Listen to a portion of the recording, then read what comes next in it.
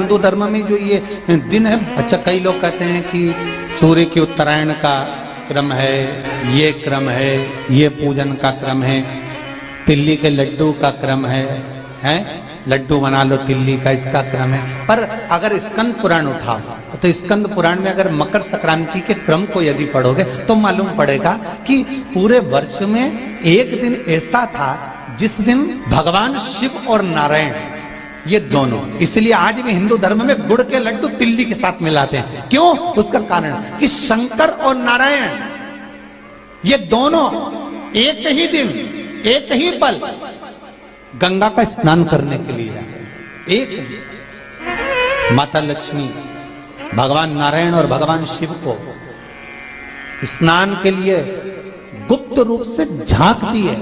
तो भगवान विष्णु ने तिरछी दृष्टि में माता लक्ष्मी को देखा, तो माता लक्ष्मी को देखकर भगवान विष्णु शिव जी को देखे तो शंकर भगवान ने कहा, नारायण हमने देख लिया महारानी लक्ष्मी झांक रही है, हमने वर दे दिया कि लक्ष्मी का एक नाम गुप्त लक्ष्मी रहेगा। और आज मकर संक्रांति के दिन नारायण और शिव का दर्शन इस लक्ष्मी ने करा है। पर जो गुप्त लक्ष्मी का दान दे देगा उसके घर में कभी कोई बड़ी बीमारी प्रवेश नहीं करेगी। कैंसर जैसा रोग, किडनी और लीवर का रोग नहीं हो सकता। आज भी नियम है कि मकर संक्रांति के दिन एक लड्डू बनाया जाता है गुड़ और तिल्ली का, उसमें 1 का सिक्का 2 का सिक्का या कोई लक्ष्मी उसमें फंसा दी जाती है और लड्डू को पैक कर कर किसी मंदिर में दान दे दिया जाता है। उसको कहते हैं गुप्त लक्ष्मी, जिससे घर में कोई बड़ी बीमारी प्रवेश न हो। वो केवल मकर संक्रांति को ही होता है। आप लोग दान करते हो मकर संक्रांति पे? कितनी चीजें दान करते हो? और सुहागन माताओं को देते हो ना? क्या देते हो? कितने देते हो? 14। कौन से पुराण में लिखा है कि 14 चीज देना चाहिए? 14 चीजें दान देना है। किस पुराण में लिखा है? कोई तुमसे पूछ सकता है तो महाराज आप कह सकते हो अग्नि पुराण में वर्णन आता है। देव ऋषि नारद भगवान विष्णु के पास जाकर पूछते हैं, नारायण कृपा करिए। भगवान विष्णु ने पूछा क्या बात है, बोलिए देव ऋषि नारद क्या चाहते हैं, हमें इतना सा बता दो। शिव जी के यहां जाते हैं तो पहले उनके द्वारपाल से पूछना पड़ता है अंदर जाने के लिए। ब्रह्मा जी के यहां जाते हैं तो ब्रह्मा जी के द्वारपाल से पूछना पड़ता है। इंद्र के यहां जाते हैं तो इंद्र के द्वारपाल से पूछना पड़ता है। हम जितनी भी जगह जाते हैं तो कोई ना कोई द्वारपाल से हमें पूछना पड़ता है अंदर जाने के लिए। भगवान देवऋषि नारद कह रहे हैं, नारायण से कुछ ऐसी कृपा कर दो कि हमें किसी से आज्ञा लेना ही नहीं पड़े। भगवान विष्णु तो उनकी बात को बस थोड़ा सा सुने और अंदर चले गए। नारद जी को लगा हमारा तो कोई जवाब ही नहीं दिया। नारद जी वहीं पर टिक गए, खड़े रहे, नाम जाप करते। विष्णु वापिस आए और देवऋषि नारद से कहा एक काम करो, जब सूर्य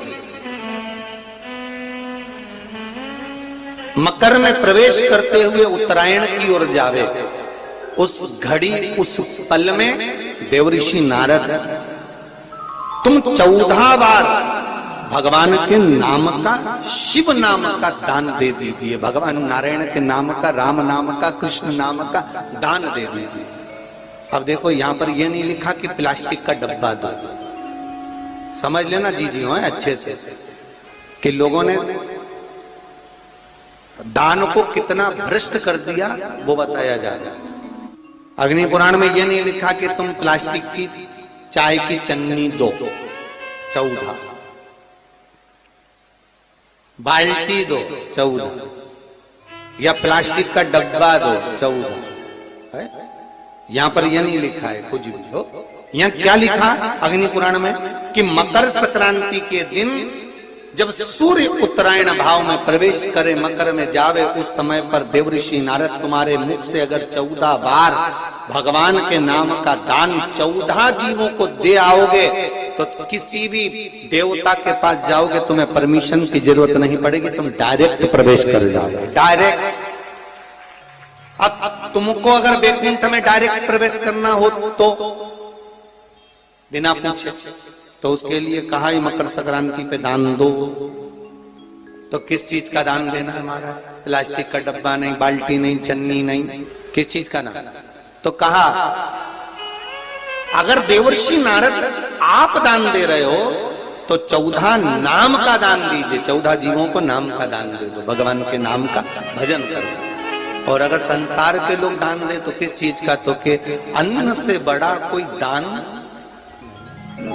अन्न से बड़ा कोई दान नहीं। आज भी नियम है कि मकर संक्रांति के दिन एक लड्डू बनाया जाता है गुड़ और तिल्ली का, उसमें 1 का सिक्का 2 का सिक्का या कोई लक्ष्मी उसमें फंसा दी जाती है और लड्डू को पैक कर कर किसी मंदिर में दान दे दिया जाता है, उसको कहते हैं गुप्त लक्ष्मी।